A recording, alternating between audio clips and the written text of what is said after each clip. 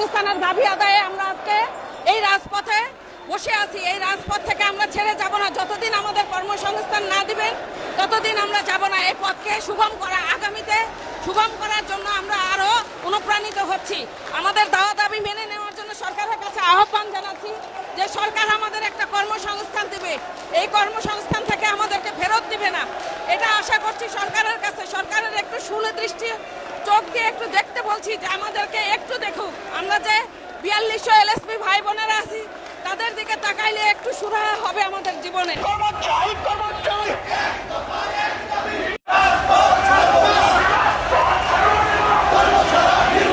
আমাদেরকে ইউনিয়ন ভিত্তিক স্থায়ী কর্মসংস্থান নিশ্চিত করতে হবে।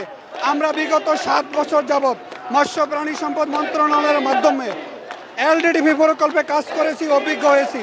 আমরা খামারিদেরকে বিভিন্ন সেবা দিয়েছি, পরামর্শ দিয়েছি। পরামর্শের মাধ্যমে খামারিরা লাভজনক খামার করেছে। আপনারা জানেন বর্তমানে বাংলাদেশে ডিম, দুধ এবং মাংসের প্রচুর উৎপন্ন হচ্ছে। এর পেছনে আমাদের যথেষ্ট অবদান রয়েছে। আমরা খামারিদেরকে বিভিন্নভাবে সেবা পরামর্শ দিয়েছি। এখন আমাদেরকে বেকার করা হয়েছে, আপনারা জানেন আমাদেরকে বেকার করা হয়েছে। আমরা চাই আমাদের যে সকল অভিজ্ঞ এলএসপি ভাই বোনেরা আছে প্রত্যেককে কর্মসংস্থান নিশ্চিত করতে হবে।